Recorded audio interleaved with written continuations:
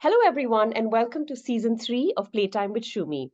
I'm your Playdate host, Rati Girish, and this is a fun place where we talk about play, parenting, and all the questions parents have about playtime. With interesting guests and engaging topics, we plan to make play a priority for you and your family. There has been so much talk of mindfulness and mindful parenting, but at the same time, what do these terms mean? Do we as parents need to be doing something different? How do we get a handle on our emotions in these stressful times? To talk to us about mindful parenting and to share her own experiences as a parent, we have a special family member joining us on Playtime with Shumi today. She's an actor, producer, UN Secretary General's advocate for sustainable development goals, eco investor, and is also a mom. I'm so thrilled to be speaking with Dia Mirza on Playtime with Shumi today. Welcome, Dia. Thank you, Rati. Thank you for having me. I'm so excited about this conversation because I'm new to the parent club, but I'm learning along the way. And I think that a very big point of reference and inspiration for me are my own parents, the way I was raised, the philosophy with which they raised me. And I'd love to share more about that with you because I think a lot of the mindfulness that one can bring to parenting comes from our own experiences, and I couldn't be more grateful for the way my parents raised me, and I would like to imbibe so much of what I've learned from them with our children. Oh, absolutely. Well said. Shumi Toys has always stood for mindful play, and we try and reinforce that concept through all our toy designs. And we're glad to have you on board because you share and believe so strongly in, mindfulness, mindful parenting and play as well. So, for all our listeners, all our viewers, let's start from the basics. What Mhm. is mindful parenting and what does it look like more importantly for you? Mindful parenting to me uh, quite literally means having present moment awareness Okay. with our children and cultivating a safe environment where they are free to become themselves and discover their own unique individuality. Uh, I also think that mindful parenting means being aware of our own triggers, our own emotions, understanding how we need to handle them first before we react. And so that then literally means responsive parenting and not so much reactive parenting. We have, a 14-year-old at home, a teenager, and we have a toddler. So it's like two ends of the spectrum. That's right. And there's so much that we're learning through both because my toddler is, just getting into his terrible twos and is asserting himself or constantly, actually, a lot of the time, just kind of testing boundaries, trying to gauge what kind of reaction he's going to get to what kind of behavior.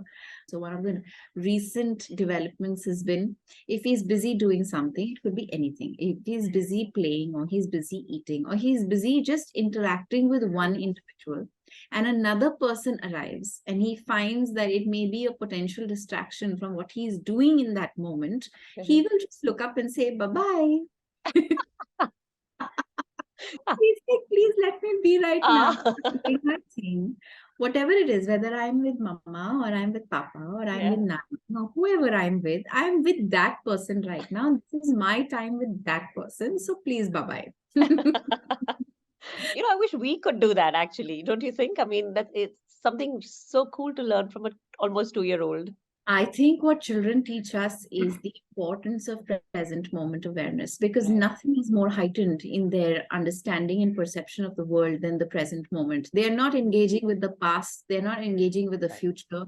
It's almost meditative being with a Yeah. child because if you are actually just not thinking about anything at all or planning anything Yeah. or, Yeah. you know, and just being with a child, whether it's while you're playing or you're reading or just engaging, talking, you discover how heightened their present moment awareness is. That's right. Yeah. What a huge difference that means. What that does for you when you become a part of your child's heightened present moment awareness is that you are then filled with a sense of wonderment. You are then filled with, Right. responding more than you're reacting, and you're actually feeding off each other That's and right. working Yeah. on Yeah. something really interesting. And especially during play or even during learning. There's some things that my son blows my mind about. So he, I've been showing him this picture book of Mm. animals, which is about 280 pages. Wow. And he's watched every animal with rapt attention since month 6. I name every animal Mm. and then, just flip the page, not getting into what the animal is Mm. or kind of important aspects, nothing, no theory attached, just the physical form, the Right. beauty, the image, and the name. By month 10, he knew the sequence order of all the animals. He knew which animal was going to follow which one. And then today we play this game where we're not even holding the book anymore. And I take the name of an animal, and suddenly he will take the name of another animal, and then I take another name, and then he takes, and it's like a game that we build on, which is a game of memory. Right. And it's incredible because he takes names of animals like meerkat and and his father's like, I didn't even know what that animal looked like until you were born. So it's fascinating that he came up with the game. Oh, Yeah. how lovely. I mean, it's just like you rightly pointed out, it's so amazing to just watch them be present in the moment, be, absorb all of that. And that's something that we're aiming to do, we're trying to do. And, as adults, failing quite miserably because of all our, The various color that distractions is around. Yeah, yeah. yeah. No, I mean, it's just when we talk about mindful parenting, it's just something that has come up in the recent few years, and suddenly it's trendy and everybody's talking about it. But given the situation right now, you also said you have a 14-year-old at home, and these are, of course, kids who've just, survived the pandemic and have, are back in school and back with their playmates and things like that. And there's so much you hear about depression and, Attention disorder. yeah, absolutely. And it's not a trend anymore, right? Mindful parenting is not a trend anymore. It's absolutely the need of the hour, especially for slightly older kids. So, how are you tackling it with your 14-year-old? You know, Rati, I think so. What we're discovering is that when there is an emotional reaction to anything, I think in that moment, what we need to be is patient. Mm. Either we respond with empathy, give them the sense of security, and know that we care and we're listening and we're available. And Yeah, of course, if they don't want to be heard and they don't want you around them, then you just back off. And then you wait for an opportune moment later yeah, to address what happened, right? Because a lot of their reactions, and especially when teenage angst is setting in, a lot of what they're reacting to is misplaced. It's not so, there is exaggerated reactions, there are small triggers that can really set off stuff. And the pandemic has had a huge impact on children's mental health. They're still trying to cope social with their social right, mechanisms. yeah. They're very awkward when they go out. They're not so comfortable around people as they were before. Mm. Even within the school environment, things have really changed dramatically because so much of their education happened online and it wasn't Right, as personal. And right, suddenly it's becoming personal again. And there's like this, attention is a huge issue as well. So to kind of guide them gently back into some sense of normalcy. But the few things that we are doing is, of course, when there is a outburst, an emotional outburst of any kind, we either offer space or we back off. You allow the child to express and feel what the child needs to, and then address it later. mm, You know, and especially if you think that the reaction was misplaced. yeah, The other thing is that we need to be on top of the schoolwork, even at the cost of being extremely I wouldn't say a helicoptering yeah, really, yeah. but you just have to be more attentive than ever before because Mhm. they need a little more hand holding. The other thing is to ensure that there is engagement outside of home and the school Yeah, environment where they are exposed to nature, where they're getting to do things that really give them an opportunity to be free and That's just right. roam and breathe, and whether it's climbing a mountain or going off on picnics or going Mm, to any natural environment that gives them the opportunity to engage with nature yeah. and be in like a natural environment. That makes a huge difference. And I don't believe we give enough importance to just as a family playing together, whether it's board Yeah. games or it's, creating stories or just spending that time together, not only discussing schoolwork or Mm, something else. So just using our time together to just be and yeah. share stories or create something new or do something that's artistic or Yeah. interesting.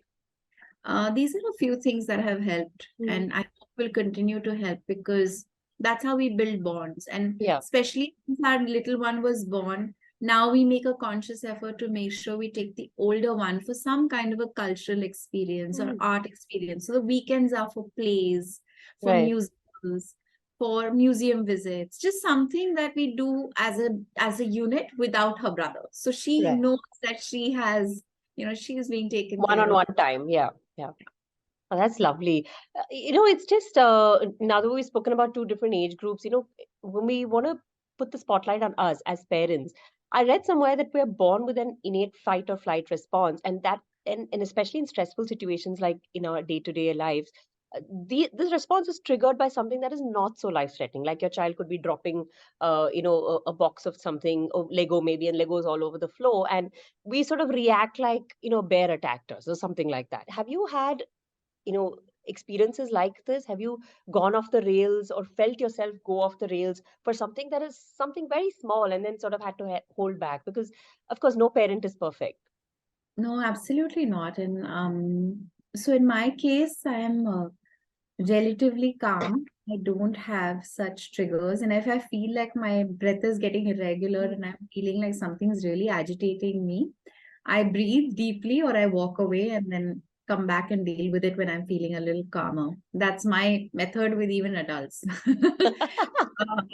But even with my child, like sometimes he doesn't realize he's like, if he wants something and he's being adamant about it. And if he doesn't get it, he'll start whacking me because that's how a toddler reacts in the moment. They start flailing their hands, so they're hitting you physically. Mm, And then I don't shout at him. I don't talk down to him. I don't get curt with him. mm, I just change the subject if I can, distract him, or very gently I tell him that's not nice. And if he's still not in the mood to listen, then I let it be. yeah. Just find a way to distract him in that Mm. moment, and so that he gets, because toddlers are incredible. They're able to kind of disassociate with something that they're like obsessing with and then forget about it. Either way, I've noticed that distraction helps, but it has to be a worthy distraction. It Mm, has to be something that gives him the feeling that he's making a choice still. So say if, for example, he wants something and he can't have it. It's a hot cup of tea that I'm mm, drinking. I'd say, would you rather have mama's comb? So you're giving him a choice. So he feels like, oh, he's still asserting choice by saying right. yes. But then he's lost that obsession with wanting to put his finger into your hot Mm, tea and gives you the chance to put it away. So distraction works, but it has to be a worthy distraction. mm, And the other thing that if you want to start like helping them understand code of conduct, which is like basic rules of how to be, yeah. uh, nice, kind, social, responsible, then these are conversations you have later. So you say, like, I'll tell him later that mama never does this to you. So you should not do this to mama Mm, because it hurts. It's not nice. Um, he's beginning to get it. Even though he's very young, he does get it. So now when he does whack me, in that instance, he kind of yeah. looks at me, he realizes I didn't do a nice thing. I think as also grown-ups identify what our triggers are, you know. Exactly. Yeah. Yeah. Um, it could be shouting, it could be messiness, it Mm, could be disrespectful behavior or unkind behavior, whatever. Children do it all. I guess we need to identify what our triggers are and work with ourselves first to understand that in that moment, it's not a life and death situation. So I think we just need to kind of internalize that for ourselves and ask ourselves, what is it that we're really reacting towards, Mhm. and about, and see whether we can be calmer about it. That's And right. if not, and in a moment we have a harsh reaction, which is maybe exaggerated in context to what has happened, I've discovered that it's very powerful to apologize to a child, because a child understands that as parents we are fallible, we also are human, we make mistakes, and we must all have the grace to apologize. But you break it down to the base structure, and mindfulness is like what you mentioned, stuff that uh, we have learned from our parents growing up, right? How we were raised, what are our triggers, trying to just internalize and figure out those kind of things. So you spoke earlier about, trying to learn a lot of, bring a lot of how you were brought up towards your parenting style as well. Would you like to talk about that? Like, what are some of the things that you are including into your parenting style that, based on how you were raised? A lot of what I was like what I was taught and the way I was raised is being included. So one, of course, my parents really believed in the power of play, and the importance of nurturing an environment that fosters creativity. So giving children time that is just free of anything. Let your child discover what he or she wants to do with their time. So not always filling every waking moment with activity, because it's so important, right? Boredom is beautiful because it leads your mind in creative directions. There's so much you can do. Of course, you may come back to a wall scribbled with crayons, but that's okay. That's a child expressing him or herself. So then you also then get an opportunity to create that space in the room and say, this is your space to draw. So you draw as much as you want here. So one is, of course, giving a child space, and two is not overburdening or overcrowding a child's time with too much scheduling. So don't overschedule a child's life. Give them time for boredom. No screens, no television, lots of music. In fact, my baby's been listening to all kinds of music right from the time he came home, and it's amazing how many wonderful classical musicians he recognizes and how many songs he knows, and it's wonderful. 5 or 6 of Avian's favorite songs are all by the Beatles. And then he chants mantras, like he loves saying om, and he does it so beautifully because he knows that before he sleeps at night for about half an hour he listens to the chanting of om, and it really calms him down.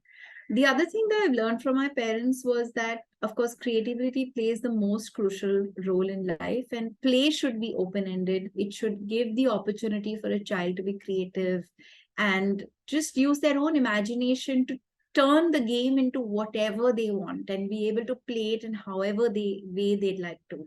And that's fascinating because when I was young, my father actually created games. Like he handcrafted games for me Wow. to play with. I learned about the planets. In fact, Shumee and I have actually done 2 games that were inspired by something my father made for me. Right, that will hopefully give children a better understanding of identity as Earth Yeah. citizens, and then of course the discovery of the solar system. Hmm. Both open-ended games, both give the opportunity for children to just explore how they want to play it, make up their own rules, all of that. The third thing that my parents did was they treated me as an individual. So, of course, there was love and affection and tones of love and affection, but I was never baby talked and I was never mollycoddled. And my opinion was always respected. So, if they seeked an opinion, which they did regularly, they Mhm. allowed me to make choices that were based on information. Like they would tell me, this is this, this is this. Now you choose what is best for you. It's up to you. So Mm. from a very early age, I was treated as an individual. So I think that's a very empowering thing. It also Yeah. teaches children the responsibility. The other thing that my parents did with me was they made sure I was doing everything with them Yeah. and everything for myself. So from the time that I could actually start kind of maneuvering my hands and wearing my clothes, I was encouraged to wear my own clothes with a Ah, little okay. help. Give you I that was sort of autonomy. Yeah. that autonomy is so important. Yeah. Put the clothes in the laundry basket, Mm. you know, uh, get your own toothbrush, put it back in its place. So Yeah. it starts with simple things like that. Folding your clothes, putting them back in the cupboard, or choosing what you want to wear. So that giving the child the opportunity to form their own autonomy. So we're Right. making them as independent as possible. Aviana has a little jhadu also. He does jhadu. So important. Like if I ever wanted a glass of water growing up, I could never ask anybody for it. Always get up and walk to the kitchen and help myself to that glass of water.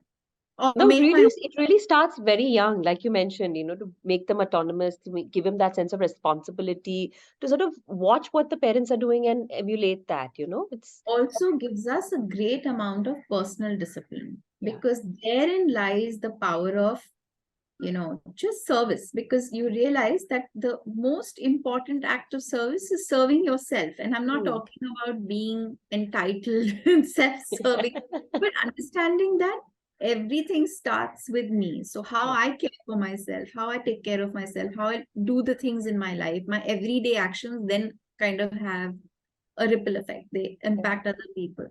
Another thing that my parents did with me was to ensure that I had a very close interaction with nature through my childhood. Mm. It's That's something that interesting. I mean, absolutely ensured with both the children, and more so with Abhiyan. Samaira, of course, is in an age where she'll tell Yeah. me, I'd rather watch TV, and I have to respect that. Or I have to go visit a friend, and I have to respect that. Yeah. But she enjoys the outdoors. She loves going to safari. She loves going to the forest with us. So Mhm. that's also kind of life changing for her in so many ways.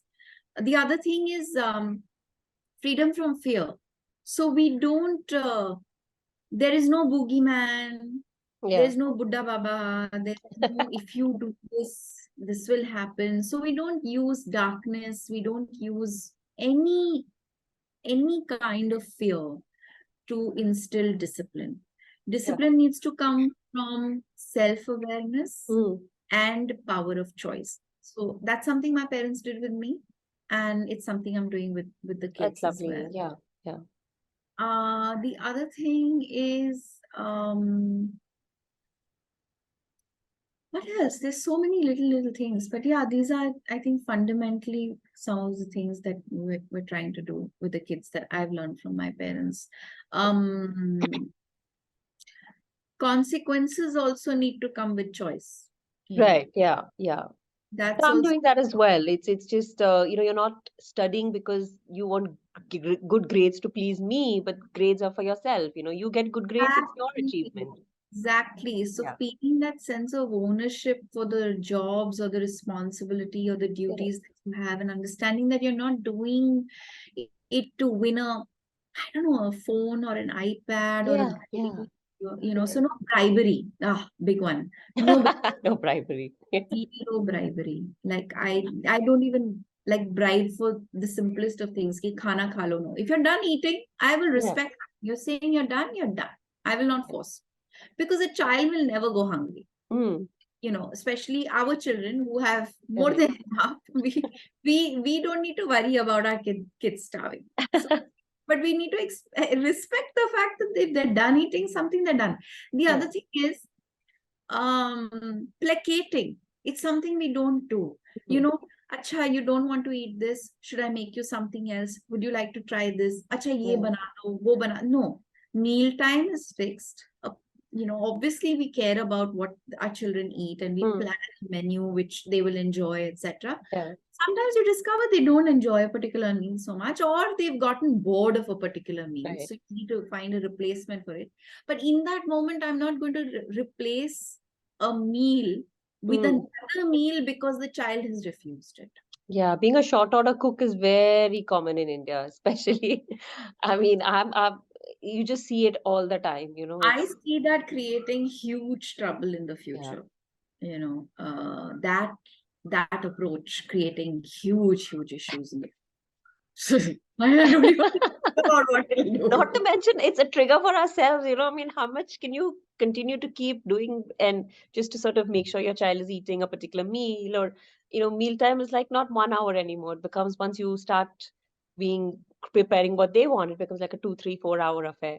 But yeah, but all these small things that you mentioned, these small things like making them independent, making them responsible, I feel like, later on when they go out into the world, when they join the so-called rat race or, try to make themselves a career, I feel like all these small things will come up. It will play a huge part in the fact that they need to sort of not run that rat race, not be a part of this treadmill, but just calm down and do good work, be responsible citizens, be, eco-conscious citizens, that sort of thing. I feel like it's so important to start young, especially with our children, don't you think?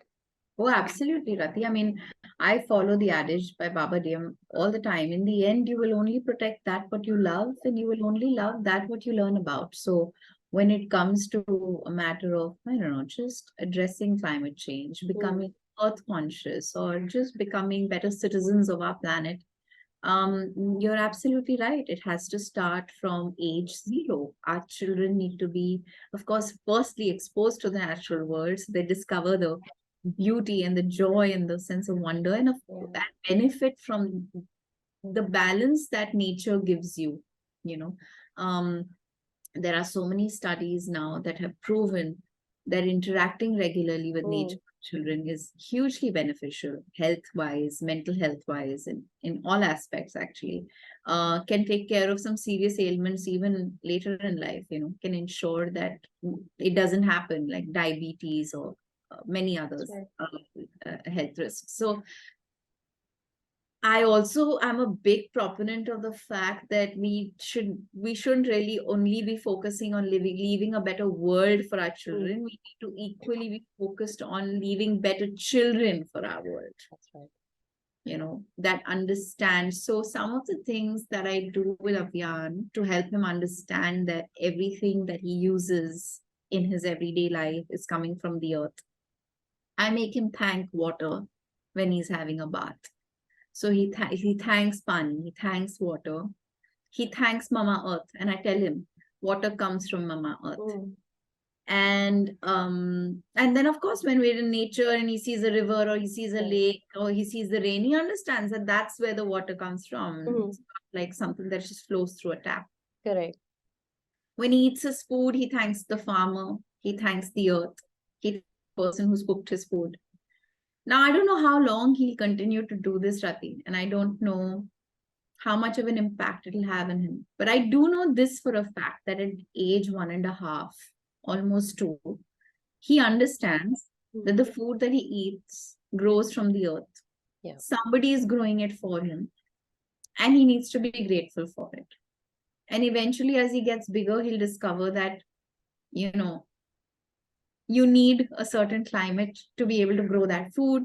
You Yeah. need a certain healthy environment to be able to grow, not just grow the food, but to eat the food and be Mm, healthy eating that food. yeah.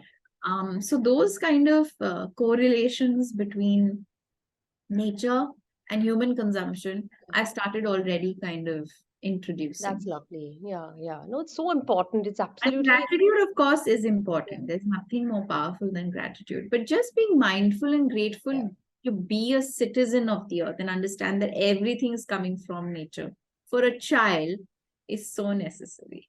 No, absolutely. And the way that everything connects to being mindful, being responsible, being grateful, showing gratitude, understanding what you're consuming comes from. It's just being present in the moment and figuring out, how we're all connected. That is just, it's a huge lesson in mindfulness, not only for ourselves but also, what we're passing on to our kids, which is just, it's unbelievable. And with that, I just want to say, thank you so much, Dia, for being a part of Playtime with Shumi and season 3, and just sharing the small ways in which you are engaging in mindful parenting. And not only, and these are small things that everybody could do. It's not like it requires a lot of effort. It's not like it requires a lot of reading up or practice or anything. It's just about being present, enjoying the moment with your children, and making sure that, like you rightly pointed out, not only leaving a better world but also better children for the world that we're going to be leaving them with. So thank you so much. I want to thank everyone for taking the time to listen to Playtime with Shumi. I hope you enjoyed being on the show, Dia. I did. Thank you, Rati, for the opportunity to share. It's always wonderful, and I look forward to listening to the rest of the season so that I can discover many things from all the parents you talk to. Thank you so much once again. So, show us your love by liking and subscribing to this podcast. Join us again very soon for the next episode of Playtime with Shumi, where we discuss play, parenting, and of course, any question you may have about playtime. I'm your host, Rati Girish, and with Dia Mirza signing off from this Playdate.